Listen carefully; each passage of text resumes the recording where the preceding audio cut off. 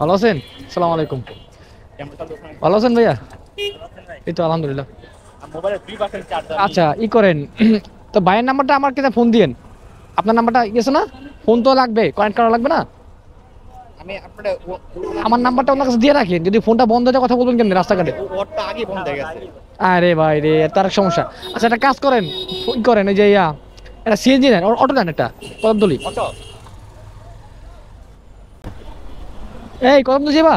কদমতলি ওটো কটায় দিয়ে দেবো দুজন?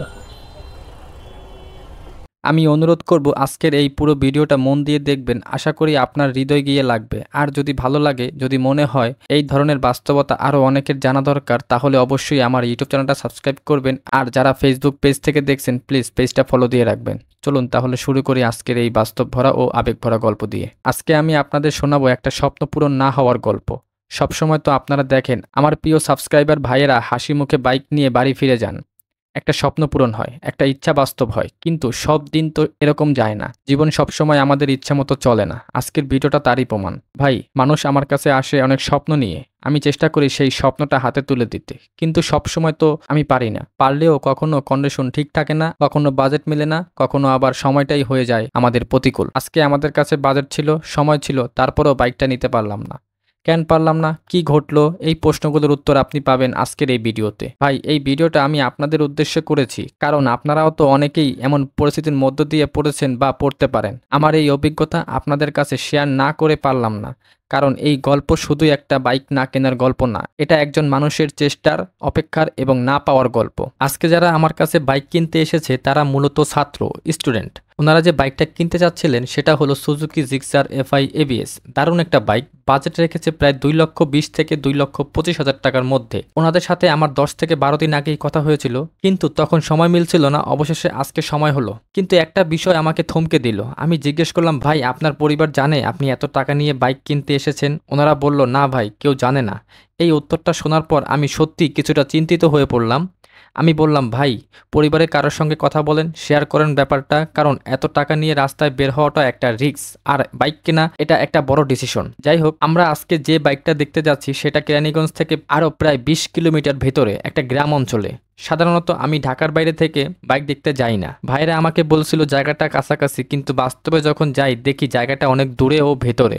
হয়তো আগে জানলে আমি যেতাম না, কিন্তু ভাইয়েরা যখন স্বপ্ন নিয়ে চলে এসেছে, আমি অর্ধেক পথ পার হয়ে গেছি, তখন আর ফিরে যাইনি। তাদের স্বপ্নটা যেন ভেঙে না যায় সেই চেষ্টাটাই করেছি। আরেকটা কথা বলি আপনাদের, এই ভাইয়েরা যেহেতু স্টুডেন্ট, তখন মনে প্রশ্ন জাগে এত টাকা তারা কোথায় পেল। তখন জানলাম ওনারা ফ্রিল্যান্সিং করে টাকা জমিয়েছে। ভাই, শুনে সত্যি ভালো লাগলো। এই ভাইয়ের মাসিক ইনকাম নাকি 50,000 টাকা। ভাবুন তো, 19 থেকে 20 বছরের একজন ছাত্র ফ্রিল্যান্সিং করে ইনকাম করছে, সেটা দিয়ে বাইক কিনতে এসেছে। এটাই বাস্তব উদাহরণ যে ইচ্ছা আর পরিশ্রম থাকলে ঘরে বসেই কিছু করা সম্ভব। সবাই বলে ফ্রিল্যান্সিং করে ইনকাম করা যায়, কিন্তু আজকে আমি সেই প্রমাণ নিজের চোখে দেখলাম। আপনারা যারা ভিডিওটা দেখছেন হয়তো অনেকেই এখনো সিদ্ধান্ত নিতে পারেননি কি করবেন, কোন পথে যাবেন। দেখুন ভাই, আমরা যে কাজই করি যদি সেটা সৎভাবে করি, মন থেকে করি, তবে সেটাই আমাদের জীবনের সবচেয়ে বড় প্রাপ্তি। অবশেষে আমরা গিয়ে পৌঁছালাম বাইকটা দেখতে। বাইকটা দেখে সত্যি বলতে আমি এক ধরনের হতাশ বোধ করতেছিলাম, কারণ এই সুজুকি জিক্সার এফআই এবিএস বাইকটার বর্তমান মার্কেট প্রাইস কমপক্ষে 2,40,000 টাকা।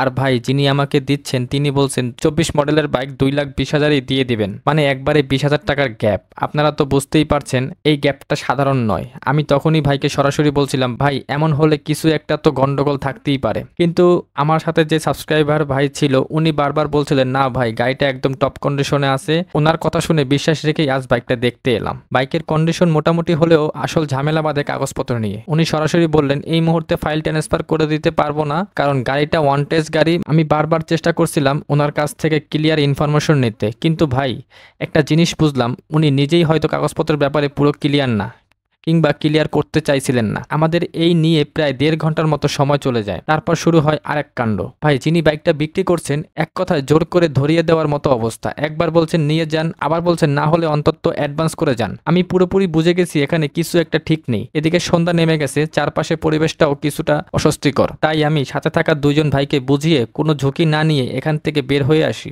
সবকিছু আমি ভিডিওতে দেখাতে পারি নাই, কারণ বাইকটা আমরা কিনি নাই। আপনি গাড়ি নিয়ে মনে করেন পুরো পড়তেন বিপদে, পুরো বিপদে পড়তেন। এই গাড়ি নিয়ে ফাইল ট্রান্সফার করে দিতে পারতো না। ওই এক গাড়ি কিনা এক মুরব্বীর নামে গাড়ি কিনা আমি দেখছি না। গাড়ি 80 বছর চাচার নামে একটা গাড়ি কিনে, এই গাড়িটা আপনি মিয়া পুরো পড়তেছেন মিয়া, এর গাড়ি এটা কিনাই লাগবো, আপনার টাকা কি দাম নাই কোনো? এখন তো ভাই আবার মনে করেন ঝামেলা, আমি তো আপনারে বাঁচাই লই আইছি একদম, বুঝছেন ভাই। এরপর ওখান থেকে আমরা মিরপুর চলে আসছি গাড়ি দেখার জন্য, কারণ ওখানে আর কোনো গাড়ি নেই। সো একদম ফ্রেশ কন্ডিশন গাড়ি, যেহেতু ভাই বাজেট বাড়াইছে সো সমস্যা নেই। এখন ভাইয়ের বাজেট 2,50,000 টাকার মতো। জাস্ট একদিনই কম, একদিনের পেপার সহ দেওয়া আছে, মানে 23 ডিসেম্বরের 31 তারিখ।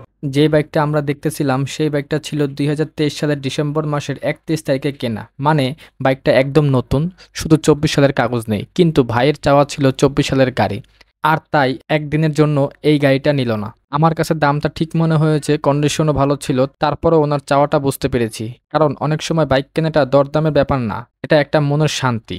ভাই তখন বাজেট বাড়িয়ে 2,50,000 টাকা পর্যন্ত নিয়ে এসেছেন। আমরা অনেক ঘুরেছি, মিরপুরে যতটা সম্ভব ভালো ভালো শোরুমে গিয়েছি, খুঁজেছি। ভাইয়ের পছন্দ ছিল ব্ল্যাক কালার, ব্ল্যাক কালারটা পাইনি, পেয়েছি অরেঞ্জ কালার, পেয়েছি ব্লু কালার। এবং আমি নিজে নতুন শোরুমে ফোন করেছিলাম, চেয়েছিলাম যদি 24 সালের একটা ব্ল্যাক কালার বাইক মিলে যায়। দুঃখজনকভাবে সেখানেও পাইনি।